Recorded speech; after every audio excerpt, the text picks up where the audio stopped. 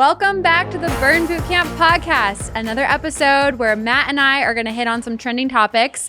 This is Matt Morris, Hello, everybody. the Vice President of Fitness. And then my name is Trisha Pena. I'm the Vice President of Marketing if you are new here. Matt and I have been recently just hitting in on some hot topics that are, we're seeing as we're scrolling Instagram, or now we're going to hit on today, specifically going into the holidays. It's the holiday season is here. We're in it. Oh, the dreaded holidays. And that we don't want people to feel like the dreaded holidays. We want to change that too. We want people to enjoy the holidays. So we wanted to talk a little bit about mental approach going into specifically about all the treats that are around the holiday gatherings. I don't know if you're anything like me, Matt, but I feel like 10 holiday parties every single year. But now we're going into Thanksgiving. We're going into Christmas, the New Year. No more New Year, new me. It's still the same you. We always like to say stronger you. So really going into these holiday parties, this holiday season, not stressing over what you're going to eat and setting realistic goals for how you are going to kind of show up in these holiday moments. And what I mean by that is, I think I have friends, and I've done it myself. I'm so guilty of this, going into a party and saying like, oh, I have a dress that I need to fit into in a week. I got to go to those next two parties and I can't eat any pie or I'm actually not a big pie person, any sweet treats. I gotta limit that stuff. I just got to eat the proteins or whatever. Like, who wants to go to a holiday party and just put like chicken on their plate? I love some chicken, but like, I also want to eat some of the treats. And you end up telling yourself like, I can't do this. And then you take a bite of something and then you feel guilty. And then you go home and you're like, man, now I'm going to feel bloated in my dress because I ate that cake at that party, when really I didn't think about all the conversations I had with my friends or some of the funny moments because I was stressed that I ate this pie that I told myself I wasn't going to eat. So we really just want to like open up the mindset of you all listening that it's okay. Set realistic expectations for yourself. Like, yeah, we might all have goals and that's okay, but don't give yourself goals that are going to be unachievable, especially during this time where you really should be just pouring back into yourself, your family, your friends, and living in the moment. Matt, what do you have to say about that? First of all, I think there's a double whammy also that I think I've been guilty of when I used to go into holidays, but I've seen a lot of parties I've gone to, and I try to observe everyone, and specifically females, about like the double whammy of going to a party, not eating and drinking alcohol. Yeah. And you are wasted really fast, right? You might, I've been guilty of this too, of drinking a little bit too much, eating a little too little. You maybe embarrass yourself at a party, and guess what? You feel like the next day. Poop. Crap. Right? And then you planned on working out the next day and it didn't happen. So the changes I made is, and this has helped me if I'm going to go out to parties, especially around the holidays, is have a well-balanced meal before I go. Right? You can still eat there, right? But making sure I get food in my stomach before I start drinking alcohol at a party helps. I think not limiting myself at a party if there's food, right? If I want to try some of the food, I'm going to eat it. I'm not going to skip the food and go straight to the alcohol. And I think also planning the workouts. So what I've done is making sure I work out that day, and then also not drinking so much alcohol where I can't work out the next day because I actually feel like crap, and that workout would be just wasted. So yeah, planning meals before the holiday parties, and then planning your workouts the day of and the day after.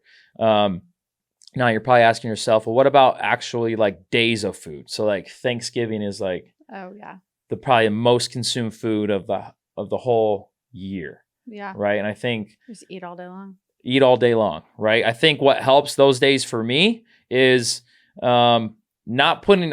This is for me personally, and you could do it this differently, but I'm not going to limit the amount of food I'm going to eat on Thanksgiving. What helps me do that is because I try to, after every meal I eat that day, which is like 4 or 5 helpings. Goodness. Like every hour on the hour. It's like an imam of food, or like every hour on the hour. You should do a stack approach. Is just to go walk afterwards somehow. Like 5-10 minutes, helps food digest. It helps regulate your blood sugar a little bit. So that's just one easy low-hanging fruit tool that I do, is try to get some walking in the day of Thanksgiving or the day of Christmas. That's helped me. I also think you hit on something that made me think of something. Going into a party where, I'm a girl, I've definitely done this. Maybe boys, girls have done this as well, where you're trying to not feel bloated for your outfit, so you don't eat, but then you get to the party and you're freaking starving. And so if I didn't. Oh, there's people out there listening like, yep, they just raised their hand in their head. And so I'm going to probably have some wine, and then I had some wine, and then I'll be like, it's okay. I can have this cake instead. So all I've had then in the day is wine and cake. Like, I probably could have set myself up for success going before, maybe knowing if I do have tendencies like that, which it's okay. We all do. Like, you just have to know yourself. Have the protein first. Like, set yourself up for success before going into the party. So then you have those at least some quality nutrients in your body going into it. You have some substance, right? If you're gonna drink the alcohol, maybe you're not an alcohol person, that's fine. But you're going into the party already knowing like, hey, I know I've nourished my body a little bit. And then we all know, if you don't know this, protein helps you feel fuller longer too. So it's also good to get that protein in your body just to feel that fuller longer, so you're not reaching for the snacks when you might not even be hungry. So that's another little trick that I think when you said that, it made me think about it. Yeah, but I try and do that now. And I think we buried the lead here. I think going into the holiday season, nothing freaking changes. Yeah. Like, your routine shouldn't change. And I feel like the fitness industry does a disservice to everyone because they know the fitness industry is smart. They know everyone will stop working out. They'll stop working out less towards the end of the year.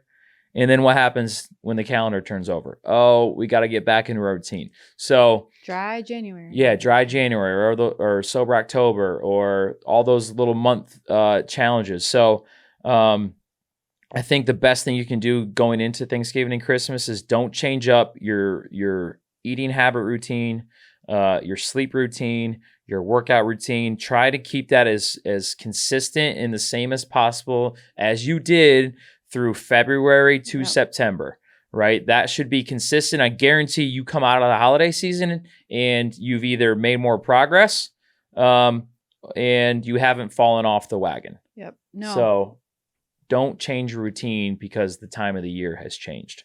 I love that so much. And I think one of the things that you'll hear as a theme concept, well, it's part of our philosophy from a bootcamp perspective anyways, is lifestyle changes. So really, if you're making those lifestyle changes, if you have that routine with going to camp, to Matt's point, don't change it. Maybe you have to flex on what camp times you go to. Mm-hmm. But if you schedule them, if you know, hey, I have my kids' preschool party this day, so normally I'm a 9 a.m. camper, I'm going to have to go to noon camp that day. Just prepare yourself a little bit more going into the holiday season. So that way, come January, you're not like needing a quick fix like we've talked about in recent podcasts.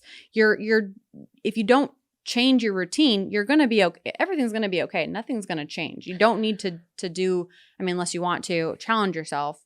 That's not something we would recommend from a long-term lifestyle perspective. Yep. Hey, if you like doing those challenges, great. Yeah. If you like the sober or the dry January, do it. Go for it. Yeah. But I don't know what happens on February 1st. You start drinking alcohol again? Like, I don't know. I just don't get those things. I don't either. But some people, I guess they just want to change it up. Yeah, change it up. Put a little spice into your life. But I don't know. I feel like from my perspective, what I've seen is like a no sugar thing. Yeah. What happens on the day that like the challenge ends? It's binge city. And then like it's hard to get off that train when that thing starts to get rolling. Yeah. So I think the only time I can see it potentially being a solution is if you're finding yourself where you're doing something too often. So like you are eating sugar every single night because it became a bad habit. Of course. Then, taking that away for a little bit is going to change that habit. Or decreasing the amount you eat. But don't do it because you're never going to eat sugar again, because that's an unrealistic goal. So I think like tying this all back together, we want people, and I'm kind of telling myself this too, like set realistic expectations for yourself. It's okay to eat the pie. It's okay to, I don't know, eat 5 servings on Thanksgiving. Hell yeah. But do things that are going to make you feel better, like insert the walks, plan your camps, make sure you're drinking water, eat the Don't protein. change your routine. Don't change your routine. That's, I think, at the end of the day, really what we just want people to feel, so you feel good about yourself, mentally and physically. Yep. Write those things down. Yep. Head into Thanksgiving, Christmas, New Year's Eve. doing the same things you've done to get you here through this year. And I don't know, I feel like no one ever talks about doing the inverse of that, of like, how about you go into the holiday season making better habits, and then you could start 2024 with those habits you built the last 2 months of the year. Try that out. I don't know. Yeah. That could be a solution too. Yeah. Find the opportunities that live within you, because we all have different opportunities. My opportunities are different than Matt's, and they're different than everyone else's. So do some soul searching, figure out what works best for you. And the most important, enjoy the holidays. Enjoy your friends and family.